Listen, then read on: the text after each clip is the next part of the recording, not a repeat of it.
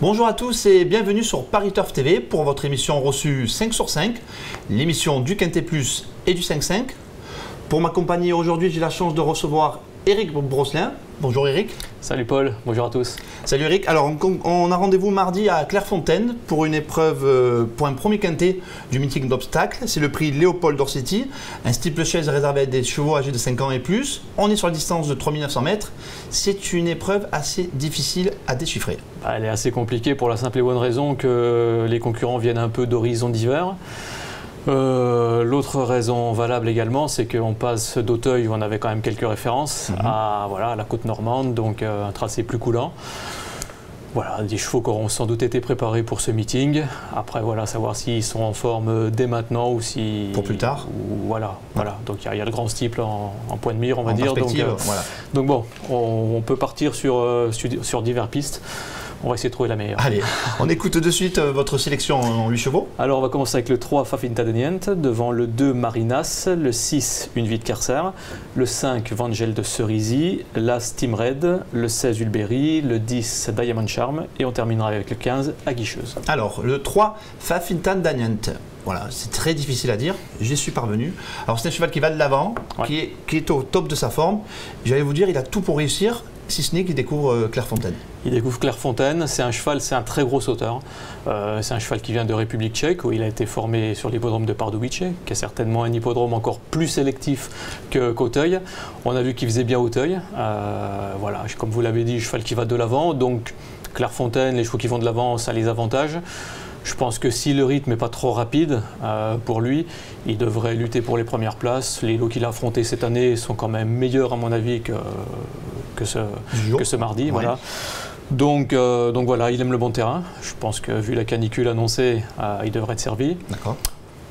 Avant le coup, je ne vois pas trop de points négatifs. Son entraîneur Joseph Vanna est vraiment le numéro 1 là-bas en République tchèque. Certainement un des tout meilleurs entraîneurs d'obstacles dans le monde. D'accord. Le cheval a de la fraîcheur, il a couru que 2 fois cette année, il a beaucoup d'atouts avant. Il a pas mal d'atouts dans son jeu. En deuxième position, vous avez le numéro 2, Marinas. Alors lui, c'est un cheval entraîné par Guillaume Macaire, invaincu en 2015. Maintenant, il porte 72 kg. Il porte 72 kg, donc voilà, je l'ai gardé assez haut parce que justement, c'est un Macaire. Comme beaucoup de Macaire, il aligne les petits bâtons. La dernière fois, son effort final m'a quand même bien plu. C'était le jour du grand steeple. Il avait été recherché Viking de Balme qui avait pris quand même pas mal d'avance. Alors Viking de Balme a recouru depuis, a marqué un petit peu le pas sur le plat la semaine dernière. Voilà, maintenant je pense que le lot là est peut-être un peu moins relevé que la dernière fois. Voilà, il faudra digérer les 72 kilos. Voilà. Mais avant le coup, c'est une bonne chance. D'accord. En troisième position, nous avons le 6, Une vie de Kerser. Alors c'est un cheval, il allait bien l'autre jour avant sa chute. Avant de vous écouter à ce sujet, nous allons entendre son entraîneur. Emmanuel Rivron est allé à sa rencontre. C'est notre première info terrain.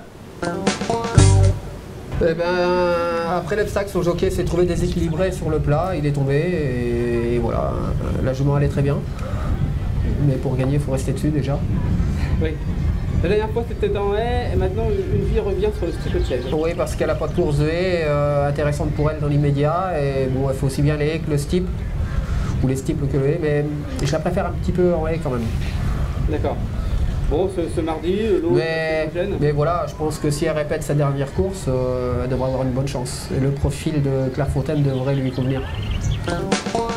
Ouais, d'après son entraîneur, c'est une brave jument régulière dans les 2 disciplines. Et elle, apparemment, va se plaire sur Clairefontaine. Je pense, parce que la dernière fois, c'est vrai qu'à Dieppe, donc il y a un profil un peu coulant également, similaire, elle allait vraiment très très bien au moment de sa chute. Patrice Quinton, on sait qu'il prépare toujours l'été normand avec beaucoup d'applications. Il délègue toujours des chevaux qui sont vraiment aux petits oignons pour cette période-là. Je pense là aussi que c'est une belle chance. Moi, le steeple me dérange pas plus que ça. La dernière fois qu'elle a couru en steeple, elle avait battu Martalin. Donc c'est quand même une référence. Une bonne ligne, ouais. C'est un autre Quinton, voilà, donc je pense que Patrice Quinton, il sait un peu où il va. Donc non, il n'y a pas de souci. Elle peut terminer sur le podium. Oui, complètement. D'accord. On poursuit votre sélection avec le numéro 5, Vangel de Cerisy. Alors il a été préparé pour ça, il a été façonné en province. Dernièrement, c'était à Lyon-Paris, je crois qu'il termine deuxième. C'est ça. Et c'est une véritable bête à quinter. Oui, complètement. C'est un cheval qui a été façonné justement dans les quintets, mais sur les haies. Donc à Auteuil, il a fait preuve d'une régularité sans faille l'an dernier dans les quintets sur les haies. Là, son entraîneur l'a un peu orienté voilà, sur le steeple cette année. Sur le steeple, il a couru 2 fois, il a fini 2 fois à l'arrivée. C'était des lots qui étaient moins relevés que celui-ci. Maintenant, je pense que c'est un cheval, s'il répète la valeur qu'il avait affichée en haie, il n'y a pas de raison qu'il ne puisse pas être compétitif face à des chevaux comme ceux de ce mardi. D'accord. Je vous propose d'écouter son entraîneur. Notre journaliste Gilles Pomade est là joint au téléphone. C'est notre deuxième info, terrain. Le cheval est en bonne forme, autrement pas de problème de ce côté-là. Ah, le cheval est très bien. D'accord. Donc si le terrain est à sa convenance, il a une bonne carte à jouer alors. Oh, je pense, oui, dans sa catégorie. Hein. Il a 62 valeurs en steeple. Non, il a sa catégorie. Si le cheval est bien, il a un bon parcours avec le terrain est souple et il devrait faire l'arrivée. Oui, on l'aura compris, c'était un brave serviteur lui aussi. Il lui faut un terrain à peine souple pour s'exprimer pleinement. Il sera servi. Voilà, et je pense que ça sera bon souple. Voilà, c'est un bon outsider de cette épreuve. Enfin, en 5e position, nous avons le top weight de l'épreuve, l'As Team Red. Alors, il est absent depuis le 16 décembre, mais je regardais ses stats, 60% de victoire. Ouais. Et il court bien frais. C'est amusant. Complètement. Il court bien frais. Je pense qu'Arnaud Chaillet ne fait pas le déplacement depuis Royan. À des fins touristiques. Pour prendre la température, voilà. Surtout qu'il fera chaud. Voilà, complètement. Donc, je me suis un petit peu renseigné. J'ai vu que dans un journal ami, Arnaud Chaillet s'était placé carrément en tête. D'accord. Donc, je pense qu'il vient quand même avec quelques prétentions. Alors maintenant, voilà, c'est une rentrée, 72 kilos là encore. Ça fait 2 points d'interrogation. Mais je pense que le cheval est bien, puis qu'il a affronté des lots plus relevés par le passé. D'accord. Pourquoi vous l'avez mis que 5e finalement? Justement, les 72 kilos, la rentrée, ça reste quand même...